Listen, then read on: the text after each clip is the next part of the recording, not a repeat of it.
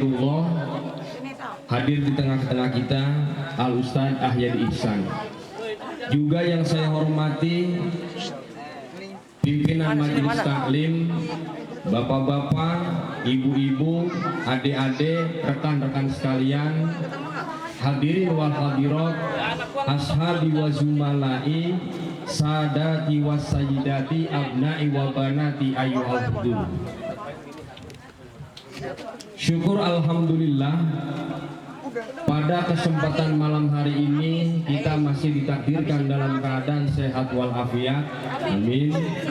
Sehingga kita bisa hadir di sini dalam acara Maulid Nabi Muhammad Sallallahu Alaihi Wasallam. Mudah-mudahan kita sekalian masih diakui umatnya dan mendapat syafaatil umma fi yaumil qiyamah, amin Allahumma amin. Alhamdulillah, saya masih bisa diberikan kesempatan untuk silatul arham di majelis taklim ini warga kampung Sungai Kendal. Saya pernah dengar dari orang-orang tua dahulu pernah cerita, katanya orang Malaka dulu, saya orang Malaka, di kampung Malaka itu kalau musim kering dulu katanya nyendok airnya di kampung Sungai Kendal, Pak. Tahu tahun berapa dah saya ingat, saya itu cerita doang. Diteng-tengin ya pakai apa, timba yang besar itu ya, itu nentenginnya katanya bisa 5 kali balik, Bu, buat minum katanya ya. Tapi sekarang nih, semisal saya disuruh nentengin air dari Sungai Kendal ke Melaka, mau angkat tangan saya. Lu mana? Mungkin bapak-bapak teman-teman di sini mau coba kali nentengin air dari Sungai Kendal ke Malaka. Boleh kalau dicoba, tapi resiko tanggung sendiri. Saya juga pernah ngeranapin di tahun-tahun 90. Orang Malaka itu kalau lebaran ke Sungai Kendal tuh jalan kaki, Bang. Ya. Jalan kaki. Suaminya nenteng rinjing, di dalam rinjing ada kue Cina, ada cororot, ada opak. Istrinya itu gendong anaknya yang masih kecil. Lah sementara anak-anaknya yang udah bisa jalan ngintilin dari belakang sambil ngenjot-ngenjot es orson dikocok-kocok. Yang berkawat itu pengalaman ini. Hadirin bapak-bapak, ibu-ibu sekalian yang saya hormati, alhamdulillah ya, suasana sejuk damai masih terasa di kampung Sungai Kendal. Bagi saya, kampung Sungai Kendal ini adalah kampung kecil tapi sejuta kenangan. Tapi sayang, jodoh saya bukan orang sini. Tapi insya Allah mantan ada 1-2. Siapa?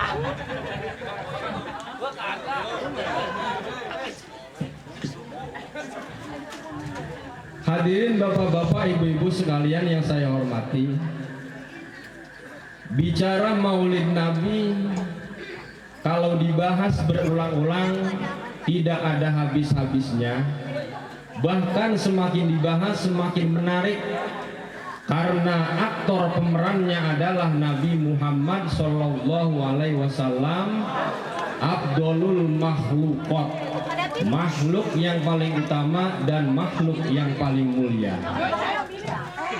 Jadi kalau kata anak-anak jamaah sini katanya, banyaklah hari antara hari, tidak semulia si hari Jumat.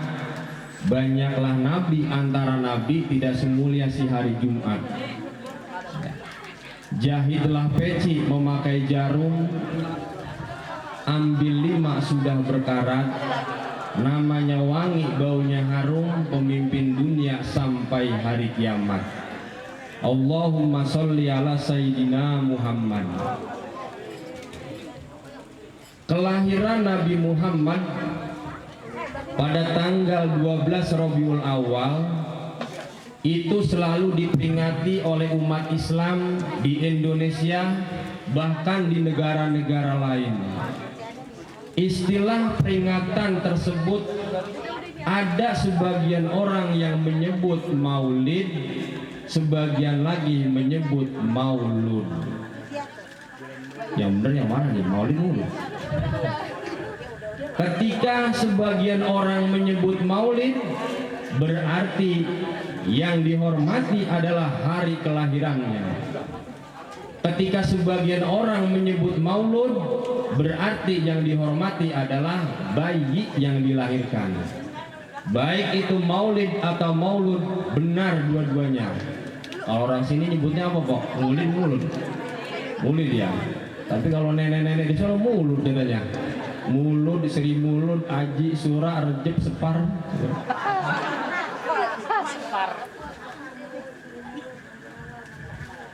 Lalu siapa orang yang pertama kali mengadakan acara maulid seperti ini? Dinukil di dalam Targhibul Mustaqin, awaluman ahdasa fi'la maulidir Rasul Al-Malik Muzaffar Abu Sa'id fakana ya'maluhu fi Rabi'il Awwali. Orang yang pertama kali mengadakan acara maulid adalah seorang khalifah bernama Muzaffar Abu Sa'id. Beliau itu seorang gubernur kota Irbil yang ada di negara Irak. Beliaulah penggagas orang yang pertama kali mengadakan acara maulid. Fakana yusarrifu alal maulidi kulla sanatin salasa mi'ati dinarin. Beliau membikin acara maulid kala itu mengeluarkan dari hartanya sendiri senilai 300 dinar. 300 dinar itu setara dengan 5,5 M4. Banyak nggak tuh? Nah, ini ngomong-ngomong panitia habis berapa M di sini nih? Beliau juga menyumbang 100 ekor onta, 5.000 ekor kambing, dan 10.000 ayam jago. Ditambah lagi 100.000 jenis makanan, sayuran, lengkap semuanya Bu. Kala itu tuh makanan lengkap semuanya. Yang kagak ada kucai melengkio. Karena itu langkah orang suka kendang itu ya. Lalu apa tujuan daripada maulid itu? Tujuannya adalah untuk menggugah semangat orang Islam untuk kembali dibayung agama Allah Subhanahu wa Ta'ala. Karena di zaman itu umat Islam sedang mengalami kemunduran, kemerosotan. Akhirnya khalifah tersebut mengadakan acara maulid. Inilah inti daripada maulid Nabi, yaitu adalah ittihadul muslimin, mempersatukan orang-orang Islam.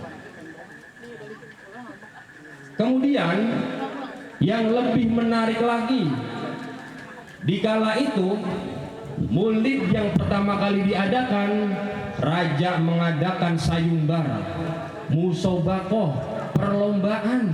Apa perlombaannya? Perlombaannya mengarang karya tulis sejarahnya Nabi Muhammad. Ya. Pesertanya diikuti oleh ratusan peserta. Yang menang nanti akan dikasih hadiah oleh raja. Dan perlombaan itu terus-menerus menjadi turun-menurun di setiap kegiatan acara maulid. Itulah yang menjadi cikal bakal ditulisnya kitab Maulid Nabi Ad-Dibai. Yang bisa dibaca itu Pak, ya. Namanya Maulid Nabi Ad-Dibai. Oh, gimana bunyinya? Ya Rabbi sholli ala Muhammad, ya Rabbi sholli alaihi wasallim, ya Rabbi sholli ala Muhammad, ya. Nah, itu Maulid Nabi Ad-Dibai yang ngarang namanya Imam Jalil Abdurrahman Ad-Dibai. Wafat tahun 944 Hijriah. Beliau orang Yaman, kelahiran tanah Zabid. Kitab-kitab beliau yang terkenal setahu saya diantaranya Bughyatul Mustarsyidin, ya, Mi'raj, Taisirul Usul, yang populer Qurratul Uyun. Nah, ada yang paham Qurratul Uyun? Itu kitab pengantin baru itu, Bang. Kata ad-dibai, ya, asluhu asalnya ad-dibaghi bil ghain dengan menggunakan huruf ghain, yang artinya tukang seset kambing. Kalau sekarang jagal, ya, karena kakek beliau adalah seorang tukang seset kambing. Akhirnya nama tersebut dinisbatkan untuk dirinya. Oleh karena orang Arab rada ribet nyebutin huruf goin, akhirnya orang Arab memakai huruf ain, akhirnya menjadi Maulid Nabi ad-dibai. Dah, sampai sini ceramahnya dah. Sore. Berapa jam ini Bu saya ngomong? Hadirin bapak-bapak, ibu-ibu sekalian yang saya hormati. Maka secara garis besar, ya, hikmah maulid di malam hari ini ada 3 hikmah yang kita ambil. Yang pertama, menjadikan kita orang yang bersyukur atas rahmat Allah yang dibawa oleh Nabi Muhammad sallallahu alaihi wasallam. Qul bi fadlillahi wa bi rahmatihi fabidzalika falyafrahu huwa khairum mimma yajma'un. Katakanlah, dengan karunia dan rahmat Allah hendaklah kalian bergembira, itu lebih bagus dari apa-apa yang kalian punya, dunia beserta isinya. Yang dimaksud karunia di sini adalah dinul Islam. Sementara yang dimaksud rahmat ini adalah diutusnya Nabi Muhammad membawa rahmatan lil alamin. Ya. Coba kalau tidak ada Nabi Muhammad, coba kalau kita ini bukan Islam, tidak selamat, Bu. Tidak ada Nabi Muhammad yang membawa rahmatnya Allah, dunia akan acak-acakan, semrawut, kalau tidak ada rahmat yang dibawa oleh Nabi Muhammad. 14 abad yang lalu, sebelum Islam datang, sebelum Nabi Muhammad diutus, dunia kala itu secara totalitas berada di zaman jahiliyah. Di barat dunia kita lihat di sana ada bangsa Romawi, yaitu bangsa yang memperlakukan budak itu lebih rendah daripada binatang. Orang Romawi itu memiliki acara yang dijadikan kesenangan, yaitu acara gladiator, tarung bebas di atas ring. Budak diadu dengan budak, budak diadu dengan hewan, sampai salah satu keduanya tewas. Kalau ada yang mati, sorak dia. Itu jahiliyah itu, Bu, ya, jahiliyah itu. Maka masih kita rasakan sisa-sisa kejahiliannya sampai saat ini. Ada yang namanya tinju, ada yang namanya sumo, ada yang namanya MMA, ada yang namanya tarung bebas. Itu peninggalan jahiliyah Romawi. Begitu juga di timur dunia ada bangsa Persia, yaitu bangsa yang memiliki kitab undang-undang. Kalau sekarang namanya KUHP, ya, tapi kitab undang-undang tersebut hanya berlaku kepada masyarakat kecil, namun tidak berlaku kepada bangsawan dan para pejabat. Jadi kalau ada masyarakat kecil melanggar hukum, ditindak dengan hukum yang seberat-seberatnya. Sementara kalau bangsawan pejabat melanggar hukum, kitab undang-undang tersebut tidak berlaku. Ini yang ada di luar negeri, Pak. Kalau di negara kita, aparat polisi itu baik-baik, Pak. Apa buktinya?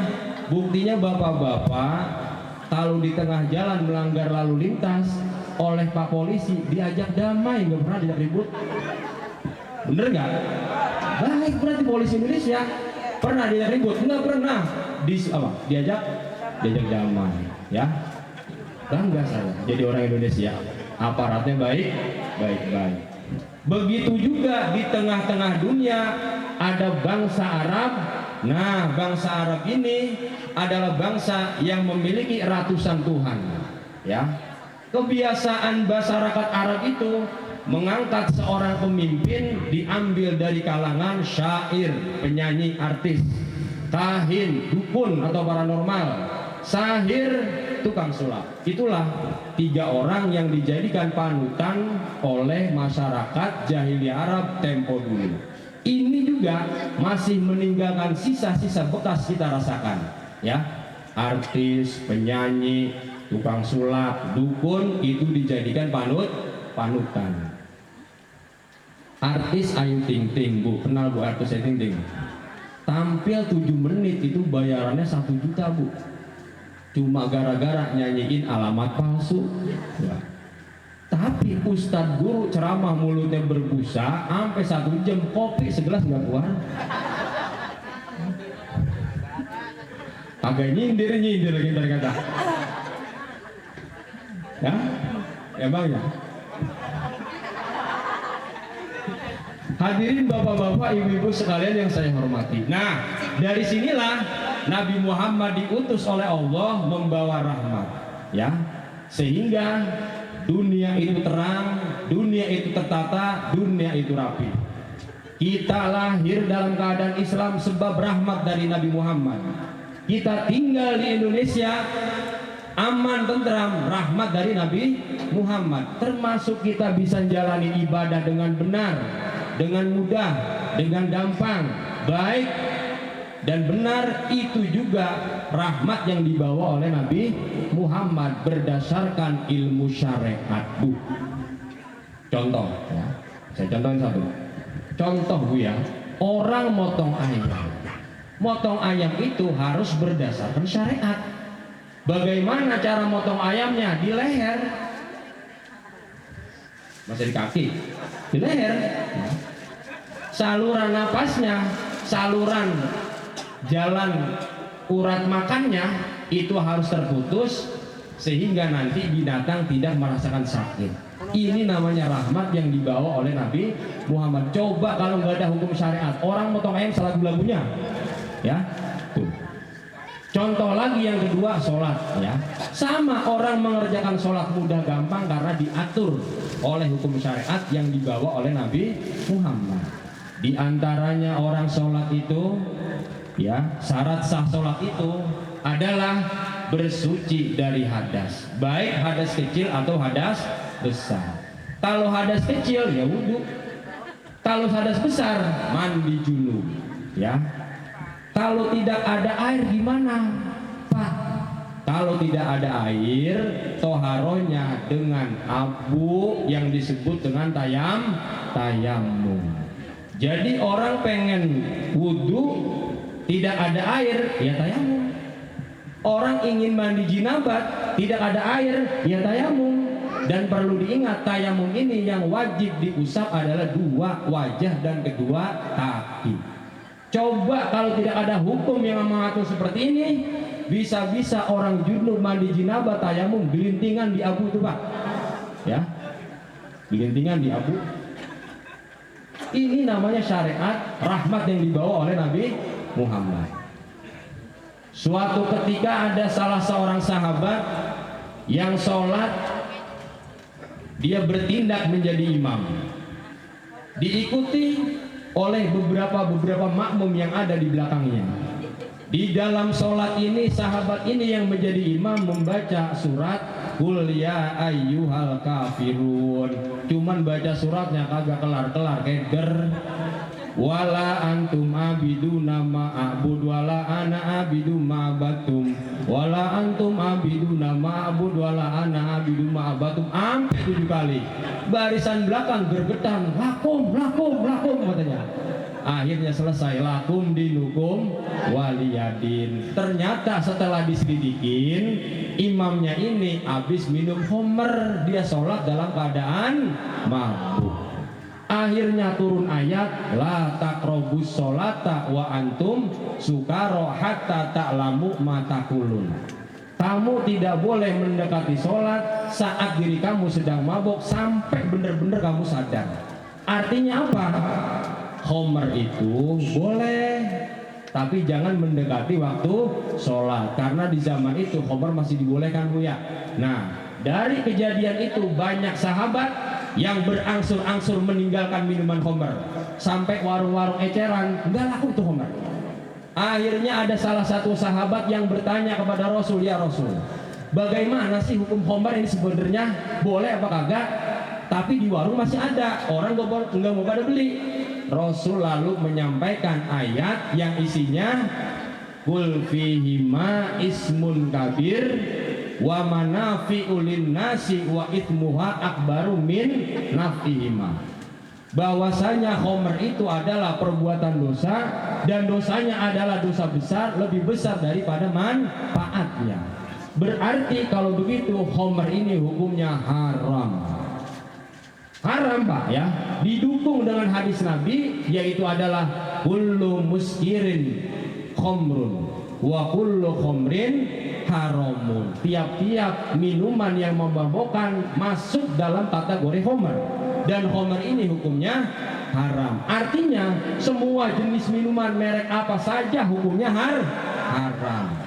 Mulai dari bir, anggur merah, Donald, whisky, brandy, vodka, yang terakhir Tommy miring. Tuh kalau disium rasanya sengir banget Pak, rasanya kayak kencing kuda kalau diminum. Pernah lagi orang tahu orang.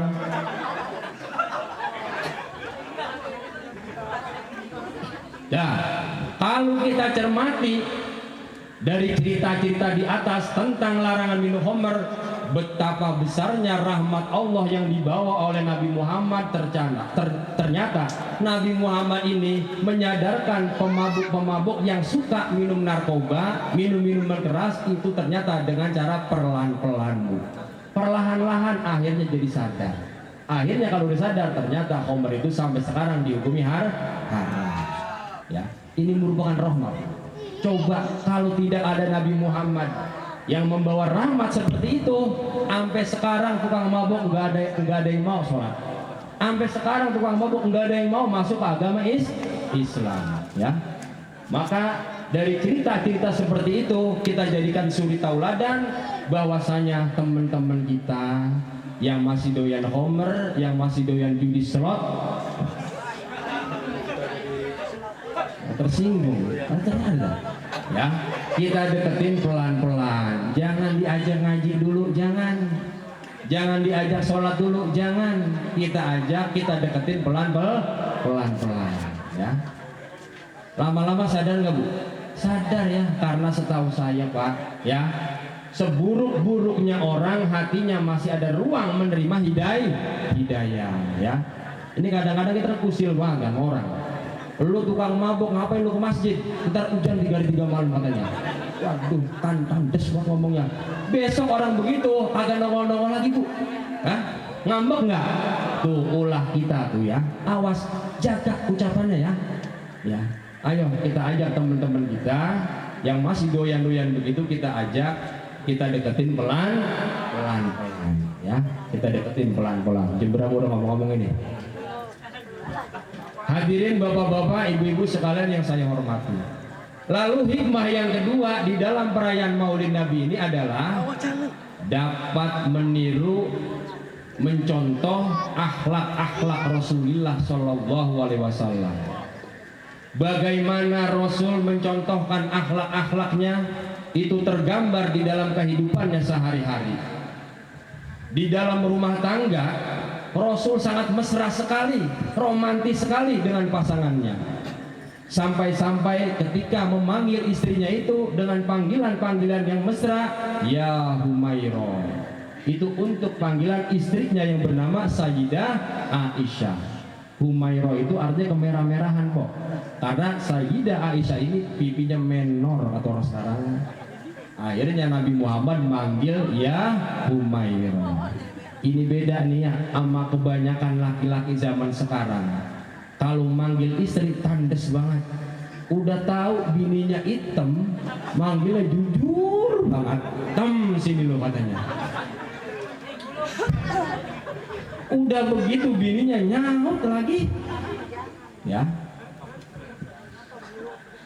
Sayyidah Aisyah pun sama ketika memanggil Rasul dengan panggilan-panggilan yang ta'zim, labbaik ya Rasulullah. Bukan manggil nama Bu ya, bukan manggil Muhammad, bukan, tapi yang dipanggil ya Rasulullah. Ini panggilan-panggilan yang ta'zim, panggilan-panggilan yang penuh hormat.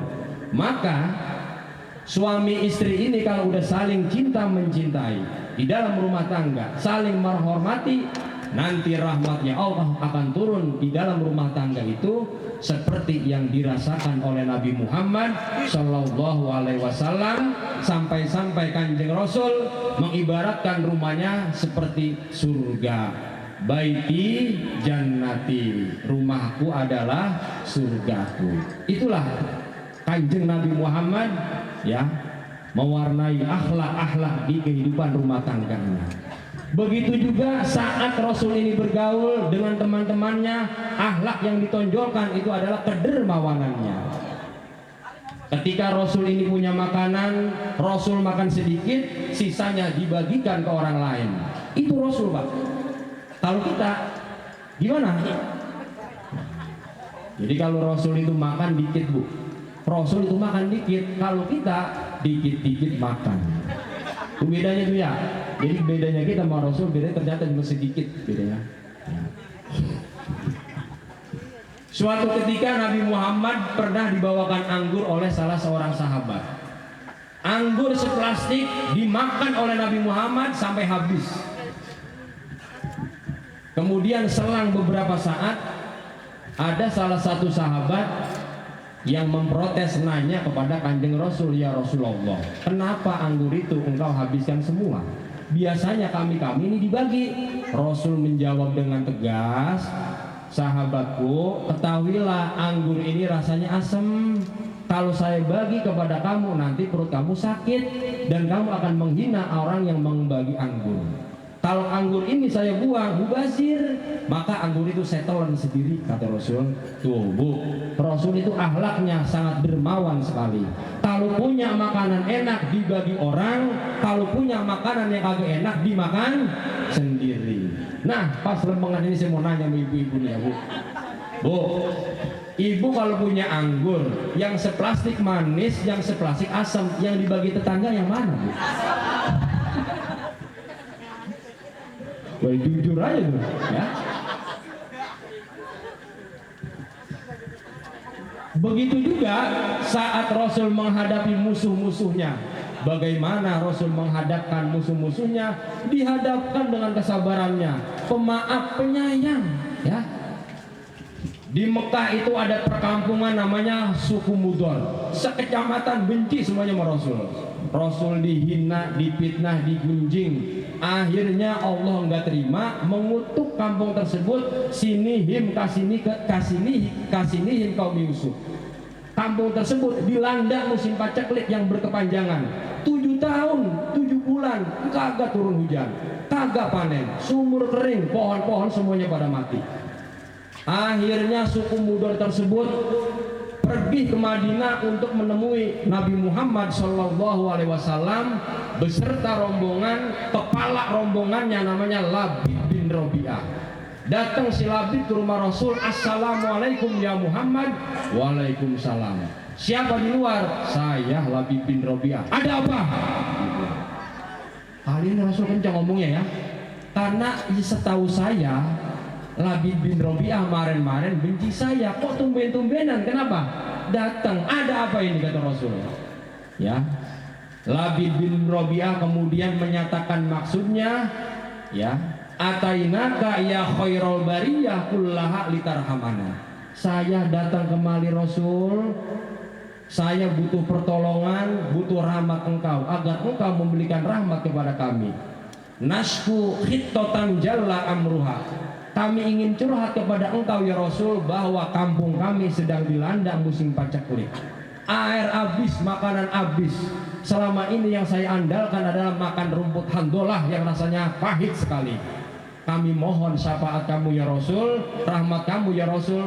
Nabi Muhammad kemudian angkat tangan sambil berdoa. Doanya begini, Allahumma skihim goita wa anzil alaihim minas sama'i ma'an midroro. Allahumma ij'al suqya rahmatin wa la taj'al suqya adzabin. Ya Allah, turunkanlah hujan yang deras kepada suku Mudor, hujan yang membawa rahmat, bukan hujan yang membawa bencana. Pulang suku Mudor ke rumahnya, belum sampai rumah hujannya udah turun, Bu. Allahu Akbar. Musuh didoain, musuh dimintakan bantuan, dibantu oleh Rasul. Ya, inilah junjungan Muhammad Nabi kita Shallallahu Alaihi Wasallam. Sampai-sampai Jibril itu pernah menawarkan kepada Nabi Muhammad, seandainya Jabal Gunung Uhud ini saya tarik, saya copot, lalu saya timpakan di atas kepalanya orang yang membenci kamu, gimana Muhammad? Jangan kata Nabi Muhammad, karena mereka itu tobatnya sedang saya tunggu. Sabar gak Bu? Sabar, ya sabar. Tapi ini semisal saya, ya, didatengin malaikat Jibril begitu, Najib, seandainya tiang listrik, tiang PLN gue copot-copotin ini, ya, gue timpain ke kepalanya orang yang membenci kamu, gimana? Iya Jibril, silakan hancurin aja dah, hancurin, ratain di rumah. Itu kita Pak ya, itu kita tuh. Tapi Kanjeng Nabi Muhammad tidak begitu ya, karena yang namanya kedengkian, permusuhan akan hancur lebur ketika dihadapkan dengan akhlakul karimah. Lalu yang ketiga, hikmah maulid pada malam hari ini adalah mendorong diri kita untuk selalu mengamalkan ajaran-ajaran yang dibawa oleh Nabi Muhammad. Maka ada salah satu hadis yang kita harus amalkan bersama, niscaya kita bisa masuk surga dan terhindar dari neraka.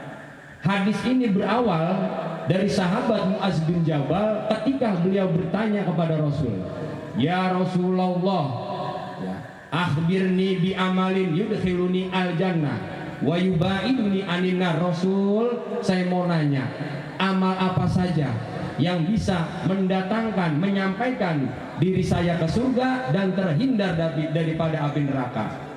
Laqad sa'altani an azimin, Muaz, pertanyaan kamu sungguh luar biasa. Wa innahu layasirun, sebetulnya yang demikian itu sangat mudah, sangat gampang masuk surga Bu. Ya, Rasul kemudian menjelaskan, anta budallaha wala tusyrik bihi syai'an. Terus ada apa? Ada ingat? Wa tuqimus shalah wa tu'tiz zakat wa tasumu Ramadan wa tahujjul baita. Jadi kata Rasul menjawab, ada 5 amal ketika diamalkan orang ini masuk surga dan terhindar dari neraka. Amal apa saja? Yang pertama, ta'budullaha wa la tusyrik bihi syai'a, menyembah kepada Allah dan tidak mensekutukannya, imannya sampai terbawa mati. Karena kata Rasul, man kana akhiru kalamihi la ilaha illallah dakhalal jannah. Orang yang akhir ucapannya ini adalah kalimat la ilaha illallah, dijamin masuk surga. Wa in sarqa, walaupun itu pencuri, iya. Wa in zana, walaupun dia berzina, iya. Karena miftahul jannah, kuncinya surga adalah la ilaha illallah, ya. Jadi orang ini Pak, kalau hatinya sudah terwarnai dengan la ilaha illallah, sebesar apapun, sepanas apapun api neraka tidak akan mampu membakar orang ini yang hatinya masih ada kalimat la ilaha illallah, ya.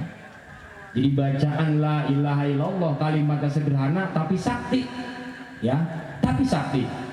Tidak ada bacaan zikir yang sehebat di atas la ilaha illallah. Lu tanya dulu. Paling tinggi, paling hebat bacaan zikir adalah la ilaha illallah yang tertanam di dalam hati.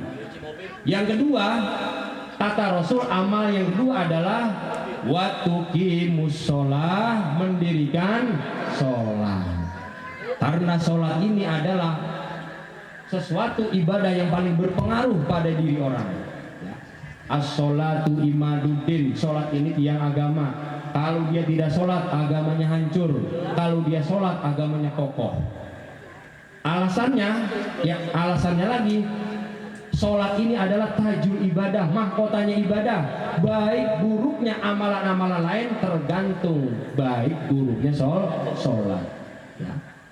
Fa in sholahat faqad aflaha wa anja. Jika sholatnya itu bagus, untung, sukses dia, untung dia, selamat dia. Tapi wa in fasadat faqad khoba. Jika sholatnya itu buruk, maka dia akan rugi. Syukur-syukur sholatnya berjamaah, Pak. Sholatnya berjamaah. Kalau enggak sempet yang 5 waktu, kita sempetin 4 waktu aja di masjid. Agak sempet yang 4 waktu, yang 3 waktu aja di masjid, sisanya di rumah. Enggak sempet juga 2 saja dah. Enggak sempet juga 1 waktu aja dah di masjid dah. Kagak sempet juga jamaahnya seminggu sekali. Kagak sempet seminggu sekali jamaahnya sebulan sekali. Kagak sempet sebulan sekali jamaahnya setahun sekali. Kagak sempet setahun sekali jamaahnya seumur hidup sekali. Kagak sempet seumur hidup sekali. Diapain? Orang masih hidup disolatin. Mana? Didoain. Kemudian amal yang ketiga kata Rasul, yang bisa menghantarkan diri ini masuk ke surga dan terhindar dari neraka, yang ketiga adalah watasumu Ramadan, mendirikan, menunaikan puasa Ramadan 1 bulan penuh, Bu. Ya, orang sini pada puasa kan? Alhamdulillah. Emang masih ada yang pada nongkrong di warteg? Kagak ada orang sini yang nggak ada.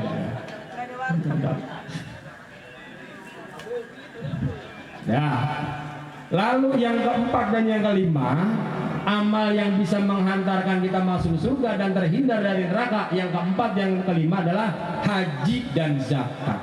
Itu juga haji bagi yang mampu, Pak. Ya, bagi yang mampu hartanya, mampu fisiknya, wajib haji. Kalau tidak mampu, tidak wajib. Begitu juga zakat bagi orang yang punya harta.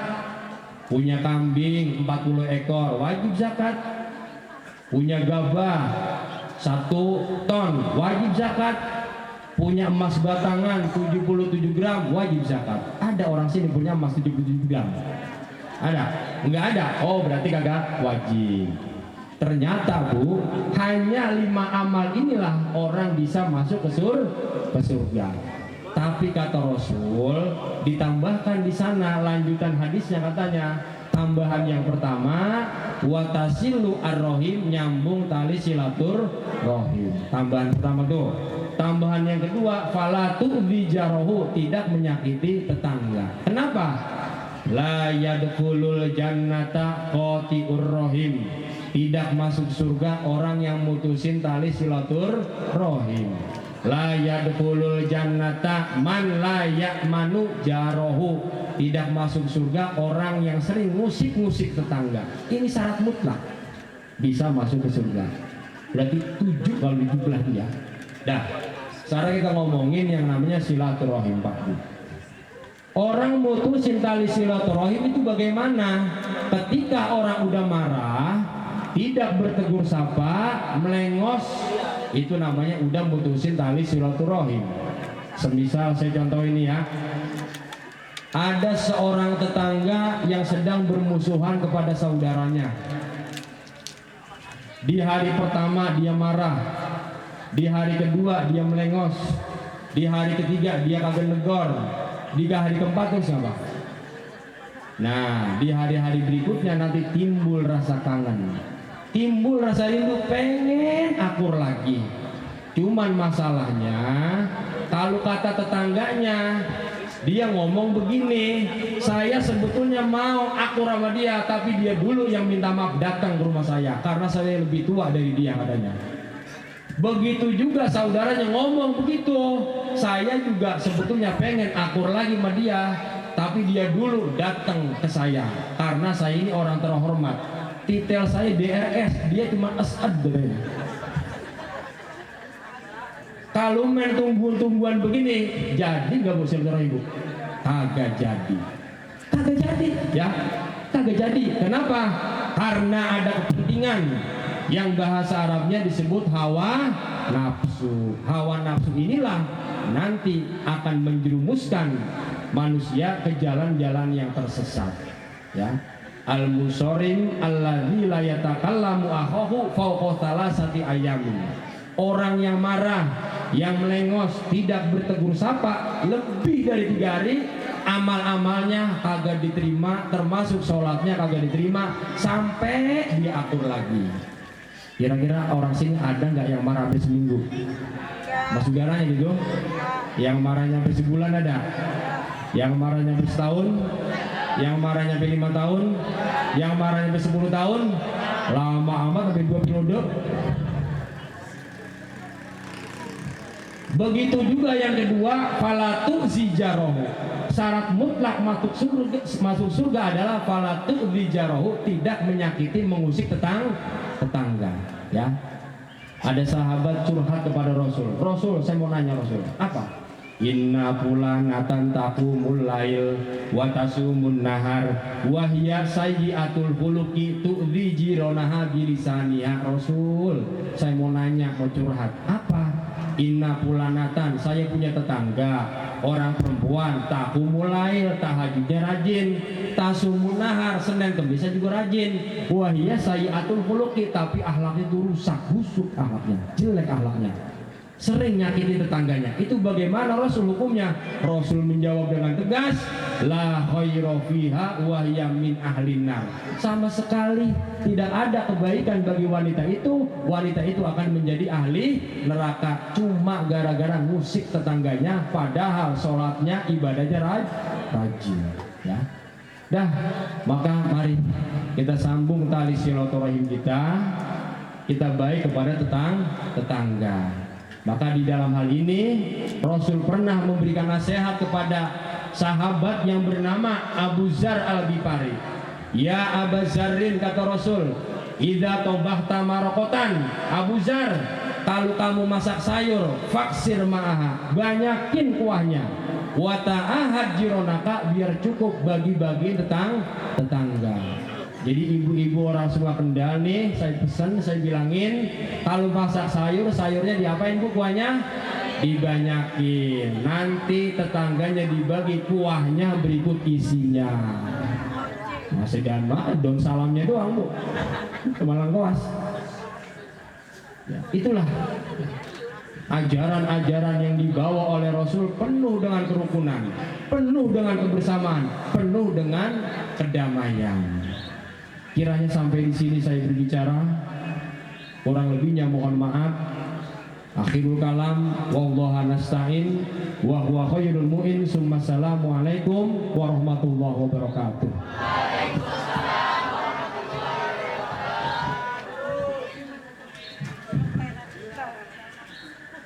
Terima kasih, semoga apa yang telah disampaikan tadi dapat menjadi bekal dan pelajaran